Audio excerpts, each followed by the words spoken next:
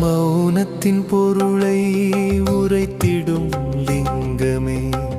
ஆசையின் கனலை அணைத்திடும் லிங்கமே, ஐயம் திரிபர தெளிவிக்கும்